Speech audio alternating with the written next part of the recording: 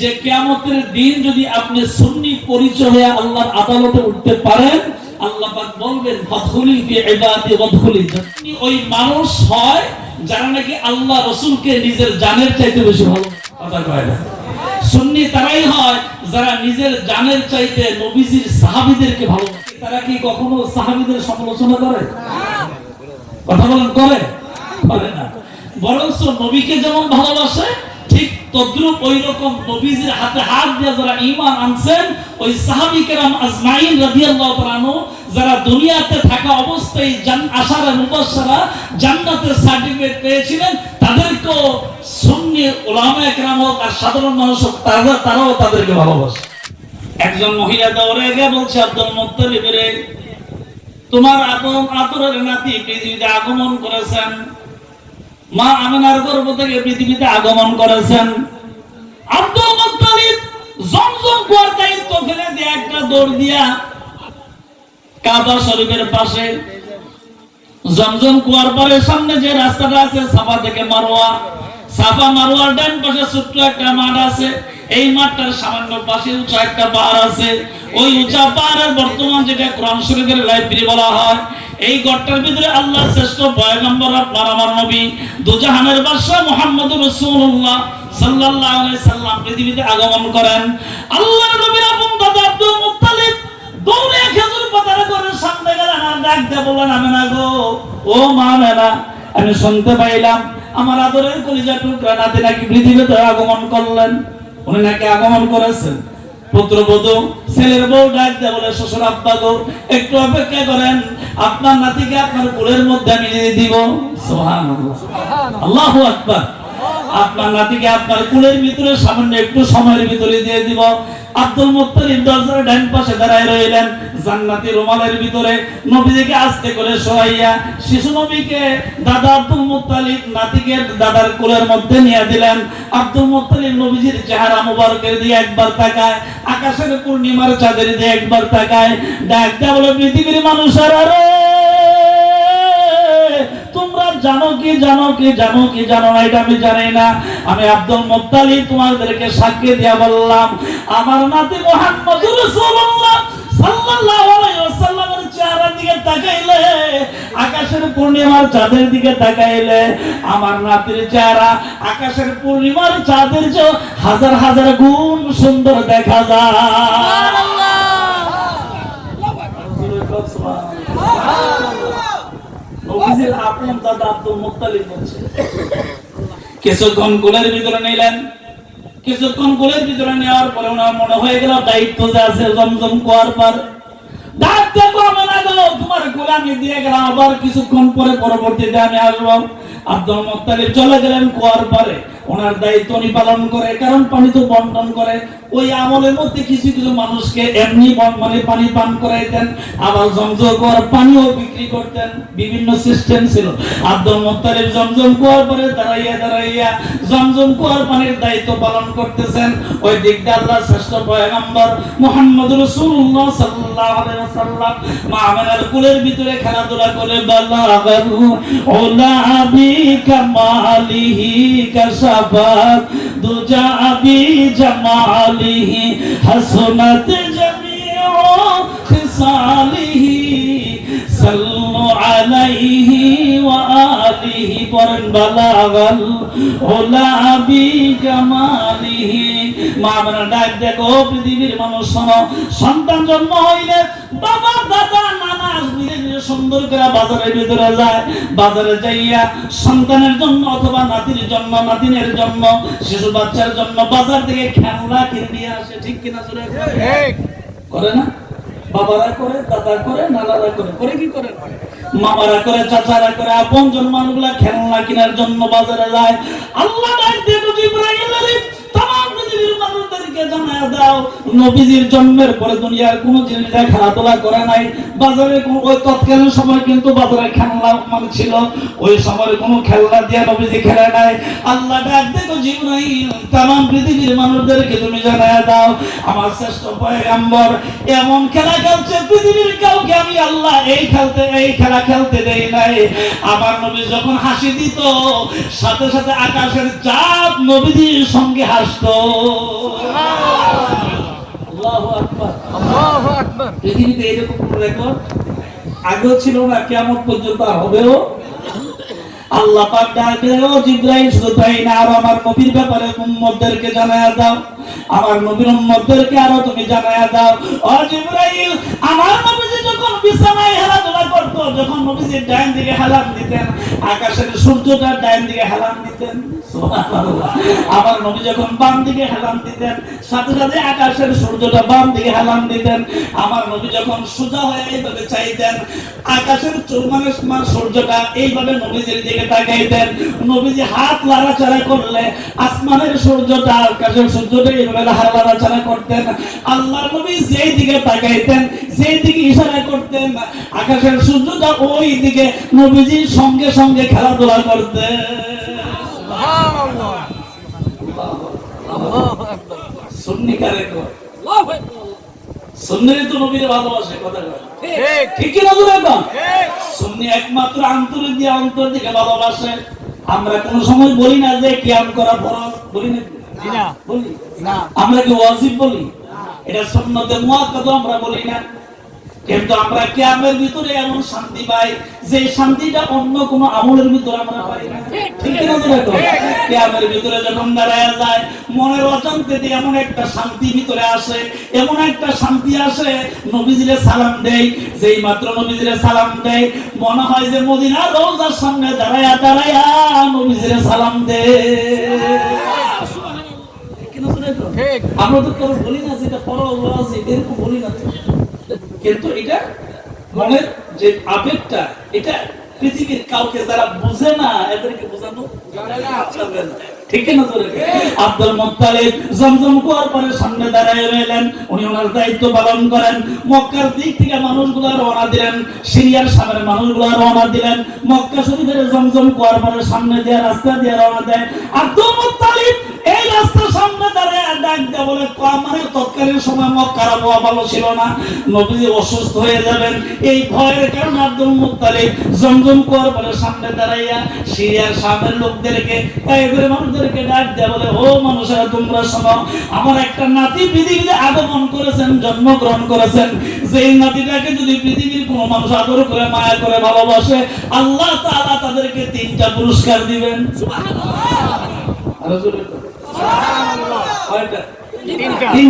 যে নবীর শানে মাহফিল করেন, যে নবীর স্মরণে মাহফিল করেন, এই নবীর ব্যাপারে আল্লাহ পাক বলেন, আব্দুল মুত্তালিব দাঁড়া দাঁড়া বলেন, ও পৃথিবীর মানুষ তোমরা শোনো, আমার এই নবীকে ভালোবাসলে, আমার এই কলিজার টুকরা নাতিকে ভালোবাসলে, আল্লাহ পাক 3টা পুরস্কার দিবেন। রব্বানা বলেন, রব্বানা আতিনা ফিদ দুনিয়া হাসানাতাও ওয়া ফিল আখিরাতি হাসানাতাও ওয়া কিনা আযাবান নার। আল্লাহু আকবার, আরো জোরে কোন। আব্দুল মুত্তালিবের 3টা কথা এই আয়াতের ভিতরে আছে। আব্দুল মুত্তালিব তৎকালীন সময় ওনার ভাষা দিয়ে বলছিলেন, আমার নাতির যারা লালন পালন করবে, 1 নম্বর আল্লাহ পাক দুনিয়াতে তাকে কল্যাণ দান করবেন, ঠিক কি দান করবেন? কল্যাণ দান করবেন। 2 নম্বরে বলছেন আল্লাহ পাক আখিরাতে তার জন্য কল্যাণ দান করবেন। 3 নম্বর বলছেন আমার নাতির যারা আদর করবে, লালন পালন করবে, ভালোবাসবে, 3 নম্বর আমার আল্লাহ তার জন্য জাহান্নামের আগুন হারাম করে দিবেন। সুবহানাল্লাহ, রাজুলে কোন। তখন কি কোরআন শরীফ নাযিল হয়েছিল নাকি? না, নবীজির 40 বছর পূর্ণ হওয়ার পরে আল্লাহ পাক কোরআন নাযিল করলেন। কিন্তু আব্দুল মুত্তালিবের কথাগুলি আমার আল্লাহ এত পছন্দ করলেন, এই পছন্দের কথাগুলি আমার আল্লাহ পাক কোরআনে কারীমের ভিতরে জানায় দিলেন। আল্লাহ পাক আরো বলে দিলেন, কুল ইন কুনতুম তুহিব্বুনাল্লাহ ফাত্তাবিউনি ইউহিব্বুকুমুল্লাহ ওয়া ইয়াগফির লাকুম যুনুবাকুম আল্লাহু গফুরুর রহিম। লা ইলাহা। আমার ভাইয়েরা, আব্দুল মুত্তালিব জমজম কুয়ার সামনে দাঁড়াইয়া সিরিয়ার শামের মানুষদেরকে, আরবের মানুষদেরকে, তাইফের মানুষদেরকে যারা এই ব্যবসা করতে আসে, তাদের কানের ভিতরে একটা কথা পৌঁছায় দিলেন, আমার নাতিরে যদি কেউ আদর করো, লালন পালন করো, কেউ যদি দায়িত্ব নাও, তাইলে আমার আল্লাহ তোমাদেরকে 3টা পুরস্কার দান করবেন। এরপরে কি আর কিছু লাগে কথা কয় না লাগে আর কিছু আর কোনো কিছু দরকার হয় না। আল্লাহ আব্দুল মুত্তালিব বলার পরে মানুষগুলা তারা তো তখন তৎকালীন সময় আর ওরা মানে দ্বীনের পথে ছিলেন না, ইসলাম ধর্মের ছিলেন না, তারা তো ছিল বিধর্মী মানুষ, অন্য ধর্মের। এরা শুনছে কিন্তু কেউ কর্ণপাত করে নাই। যাইতে যাইতে যাইতে যাইতে উটগুলা একভাবে চলে যায়, যাইতে যাইতে যাইতে যাইতে সর্বশেষ যে উটটা ছিল এই উটটার ভিতরে যে মহিলাটা বসা ছিল, একটা পুরুষ লোক আর একটা মহিলা, দুইজন উটের উপরে বসা ছিল। আব্দুল মুত্তালিব ওই আগের মতনই বলতেছে, যদি আমার নাতির নিয়ে লালন পালন করো আমার আল্লাহ তিনটা পুরস্কার দিবে, দুনিয়ার কল্যাণ দান করবে, আখিরাতের কল্যাণ দান করবে, দুজকের আগুন আল্লাহ হারাম করে দিবে। তিনটা পুরস্কার শোনার পরে মহিলাটা চিন্তা করলো, মক্কা শরীফে অনেকবার জীবনে আসছি, এইরকম কথা তো জীবনও শুনি নাই। মক্কা শরীফে জীবনে অনেকবার আসছি কিন্তু এরকম বক্তব্য শুনি নাই। মহিলাটা তার মানে যিনি উটের মধ্যে বসা ছিলেন ওই পুরুষটার সঙ্গে পরামর্শ করলেন। উনি পরামর্শ করলেন, এইরকম ঘোষণা তো কোনো সন্তানের ব্যাপারে শুনি নাই, তাহলে সন্তান একবার দেখা দরকার। সন্তান একবার দেখা দরকার। আব্দুল মুত্তালিব জিজ্ঞাসা করলেন, কোথায় আপনার নাতি, বাড়ি কই, ঘর কই, কোথায় আছে, কোন জায়গায় গেলে দেখা যাবে? আব্দুল মুত্তালিব দেখো বেশি দূরে না, তুমি জমজম কুয়ার পরে সামনে দাঁড়ায় রয়েছে, এই যে কোনাকুনি একটা ঘর দেখা যায় ওই পাহাড়ের উপরে, ওই ঘরটার ভিতরেই মা আমানার কোলের মধ্যে শিশু মুহাম্মদ রাসূলুল্লাহ সাল্লাল্লাহু আলাইহি ওয়াসাল্লাম মা আমানার কোলের ভিতরে শুয়ে রয়েছে, খেলাধুলা করতেছে। যাও রে মা, তুমি যাও, একবার তুমি গিয়ে দেখে আসো, একবার দেখলে তোমার নয়ন জুড়ে যাবে। হালিমাতুস সাদিয়া নবীজির দুধ মা দৌড়াইয়া ওই মানে খেজুর পাতার ঘরের সামনে গেলেন, তাকে দেখে মা আমানার কোলের ভিতরে নবীজি খেলাধুলা করে। হালিমাতুস সাদিয়া ডাক দিয়ে বলেন, ও আমেনা গো, আমার বাড়ি তাইফের জমিনে, আমি এই দিক দিয়ে উটের উপর দিক দিয়ে যাচ্ছিলাম, যাওয়ার সময় শুনছি আপনার শ্বশুর আব্দুল মুত্তালিব আপনার সন্তানের ব্যাপারে অনেক কথাবার্তা বলে। ওই কথাগুলো শোনার পরে আপনার সন্তানকে দেখতে আসলাম, একটু মেহেরবানি করে সন্তানটাকে আমার কোলের ভিতরে দিবেন কিনা। যেই মাত্র বললেন, সাথে সাথেই নবীজিকে হালিমাতুস সাদিয়া রাদিয়াল্লাহু তাআলা কোলের ভিতরে দিলেন। হালিমাতুস সাদিয়া রাদিয়াল্লাহু তাআলা নবীজির দুধ মা একবার নবীজির চেহারার দিকে তাকায়, আর একবার পূর্ণিমার চাঁদের দিকে তাকায়, বারবার তাকায় আর তাকায়, তাকায় আর তাকায়। হালিমাতুস সাদিয়া বলে, পৃথিবীর মানুষ, আল্লাহর কসম করে বলি, আমার নবীর চেহারার ভিতরে যে নূর দেখা যায়, আকাশের পূর্ণিমার চাঁদের ভিতরে কালো কালো দাগ দেখা যায়, আমার নবীজির চেহারা মোবারকের ভিতরে কোনো দাগ দেখা যায় না।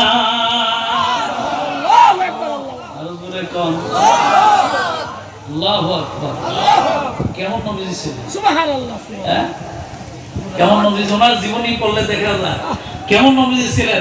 উনি যখন কোনো কর্ম মানে বাড়িতে যখন কোনো কাজ করতেন, নবীজি যখন ঘেমে যাইতেন, তখন চুলের গোড়া থেকে ঘাম গড়িয়ে নবীজির এইভাবে বেয়ে বেয়ে গালে আসতো, গাল মুবারকের ভিতরে যেই মাত্র জমা হইতো, সাহাবীরা বলেন, ও পৃথিবীর মানুষ তোমরা শোনো।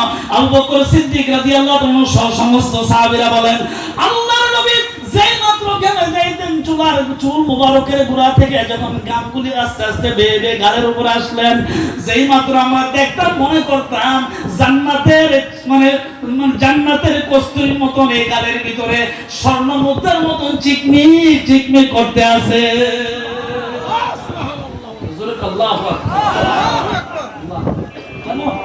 কেমন ছিল নবীজির গাম মুবারক। এই জন্য নবীজির প্রত্যেকটা অঙ্গ পতঙ্গ বলার সময় বলতে হবে মুবারক। কি বলতে হবে? যেরকম কি বলতে হবে? মুবারক। কারণ ওনার প্রস্তাবটা ছিল মুবারক। ঘটনা তো অনেক বড়, সময় কম, ঘটনা অনেক বড়। আল্লাহ নবী জিহাদের ময়দানে, যুদ্ধের ময়দানে গেলেন, আবার তাবুতে ফিরে আসলেন। আল্লাহ নবী গভীর রাতে প্রস্তাব মুবারক করলেন, একটা মাটির পাত্রে রেখে দিলেন, আবার যুদ্ধের ময়দানে চলে গেলেন। সাহাবীরা আবার যুদ্ধের ময়দানে যুদ্ধ করতেছে, হঠাৎ করে পানির পিপাসায় একজন সাহাবী তাঁবুর ভিতরে দৌড়ে আসছে, পানির পিপাসায় জান বের হয়ে যায়। ঠিক কিনা? পানির পিপাসা হলে উস্তাইনি, আরো গেলে বোঝা যায়, সবর করলে বোঝা যায় পানির পিপাসা কেন হয়। আল্লাহর নবীর তাঁবুর ভিতরে মাটির পাত্রে পাত্রের ভিতরে পানি মনে করে সাহাবী পানিটা আস্তে করে খেয়ে ফেললেন। আসলে ছিল নবীজির পরসা মোবারক। নবীজি যখন ফিরে আবার তাঁবুর ভিতরে আসেন, এসে থেকে ওই পাত্রের মধ্যে পরসা মোবারক নাই। সমস্ত সাহাবীদেরকে নবীজি ডাকলেন আর জিজ্ঞাসা করলেন, সাহাবীরা রে, কথা গোপন রাখো না, আমি যেইটা বলি পয়লা লাইও। সত্যিকারে বলে ফেললো, এই যে মাত্র পাত্রের ভিতরে পানির মতো কিছু জিনিস রেখা কোথায়? যে সাহাবী পান করছে, থরথর করে কাঁপতে আরম্ভ করছে, ভয়ে বলতে চায় না। শেষ পর্যন্ত দাঁড়াইছে, থরথর করে কাঁপতে দাঁড়ানো অবস্থায় ডাক দেয়া, ইয়া রাসূলুল্লাহ, ইয়া হাবিবাল্লাহ, আল্লাহর পয়গম্বর, ও আল্লাহর নবী, মাফ করে দিয়েন। পানির পিপাসায় কলিজা ফাইটা যায়, সহ্য করতে পারি নাই, এই জন্য পানি মনে কইরা ওই পাত্রে পানিটা আমি নিজেই পান করে ফেলছি। আল্লাহ নবী জিজ্ঞাসা করছেন, সাহাবীরে, তুমি যে পানি পান করছো তোমার কাছে কেমন লাগছে? সাহাবীটা একদম আল্লাহর নবী, আল্লাহর কসম, আমার জীবনে আমি এইরকম পানি পান করি নাই। পানির ভিতরে জান্নাতের মেশক আম্বরের ঘ্রাণ।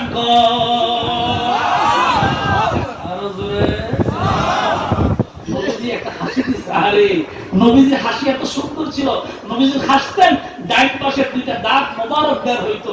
আকাশে বিজলি দিলে অমাবস্যার রাতে যে এরকম আলো দেখা যায়, নবীজি একটু মুস্কি হাসি দিলে দুইটা দাঁত মোবারক ডান পাশে যে বের হইতো, একটা বিজলির আকারে নূর বের হয়ে যেত। আল্লাহ নবী একটা মুস্কি হাসি দিলেন, ডাক দিয়ে বলে, সাহাবীরে, তুমি শুনে রাখো, আল্লাহর কসম, দুনিয়ার কোন পানি নয়, নদীর পানি, খালের পানি, বিলের পানি, মানে কোন কুয়ার পানি নয়, এটা মূলত আমার পরসা মোবারক, এটা দুনিয়ার কোন পানি নয়। সাহাবীর দিকে ইঙ্গিত করে নবীজি বলছেন, ও আমার প্রাণের সাহাবী, আমার কলিজার টুকরা সাহাবীরে, আমি জানি আমি তোমাদেরকে যেই রকম ভালোবাসি তোমরা আমাকে এরকম ভালোবাসো। আরে আমরাই তো আমরা বন্ধুর জন্য জীবন দেয়া লাগে, ঠিক কিনা? প্রকৃত বন্ধুর জন্য যদি কোনো বিপদ শুনি ঘরে বসে থাকি দৌড়ে আসেন, ঠিক কিনা? প্রকৃত পীরের যারা মুরিদ, পীরের যদি কোনো আহ্বান শুনে সব কিছু ফেলায় দৌড়ে যায়, ঠিক কিনা?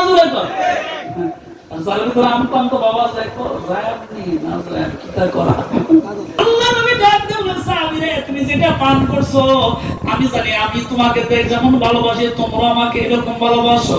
আমি নবী তোমাকে বলে দিয়ে গেলাম, যেই দেহের ভিতরে নবীজির পরসা মোবারক আছে, এই দেহটা কোনোদিন জাহান্নামের আগুনে জ্বলবে না।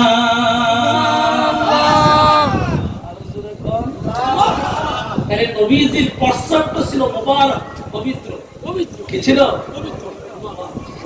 প্রত্যেকটা অঙ্গ প্রত্যঙ্গ মোবারক। শুধু তাই না, আল্লাহ নবী যখন কোন মানে বাথরুমে যাইতেন, যখন ওনার বাথরুমের হাজত হইতেন, উনি যখন যাইতেন, মানে ওনার জীবনীতে আসছে, সফর অবস্থায় যখন কোন দিকে রওনা দিতেন, তখন যদি ওনার কোন বাথরুমের হাজত হইতো, আল্লাহ নবী যে জায়গায় পৌঁছে দিতেন, সাথে সাথে আল্লাহ পাক ডাক দিয়ে বলছে, জিবরাইল রে, দেরি করব না রে জিবরাইল। রহমতের ফেরেশতাদেরকে আল্লাহ পাক ডাক দিয়ে তারা বলতেন, আমার নবী যেই জায়গায় বাথরুম করার জন্য বসছে, চতুর্দিকটা কালো কুয়াশার পর্দা দিয়ে দাও, যাতে পৃথিবীর কোনো মানুষ না দেখে। এক নম্বর। দুই নম্বর, যেখানে নবীজি বসতেন ওইখানে বসার পরে কালো, এক নম্বর কালো কুয়াশার পর্দা পড়তো। দুই নম্বর, নবীজি যেখানে বসে যাইতেন, সাথে সাথে জমিন আল্লাহর কাছে ডাক দিয়ে বলতো, আল্লাহ গো, ও আমার আল্লাহ, নবীজি যেখানে বাথরুম করার জন্য বসছে, ওনার হাজত পূরণ করার জন্য বসছে, আমি জমিন তো নিজে নিজে মানে ভাগ হইতে পারবো না, ফাটতে পারবো না, আমাকে দুইটা ভাগ করে দাও। নবীজির মানে পায়খানা মোবারকটা জমিনের ভিতরে চলে যাবে, জমিন ধন্য হয়ে যাবে। যাইতে যদি এটা উপরে থাকে তাইলে বিভিন্ন সমস্যা হইতে পারে। জমিন আল্লাহর কাছে ডেকে ডেকে বলতো জমিনকে দুইটা ভাগ করে দেওয়ার জন্য। আল্লাহু আকবার। আপনি আমি যদি কোথাও প্রস্তাব করি, এক মানে কয়েকদিন যদি রাস্তার একটা উদাহরণ আর কি, রাস্তার পাশে যদি কোথাও বৈশা মানে একাধারে যদি কয়েকদিন প্রস্তাব করি, আমাদের প্রস্তাব তেজ ঘাস মইরা সাপ, ঠিক কিনা? জোরে ঘাস যে আছে, জিন্দা গাছগুলি প্রস্রাবের তেজের কারণে মানে মারা যাবে, ধ্বংস হয়ে যাবে।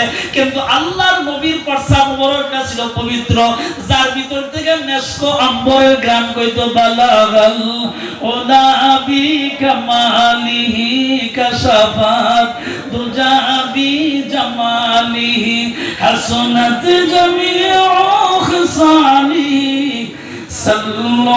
আলাইহি ওয়া আলিহি লা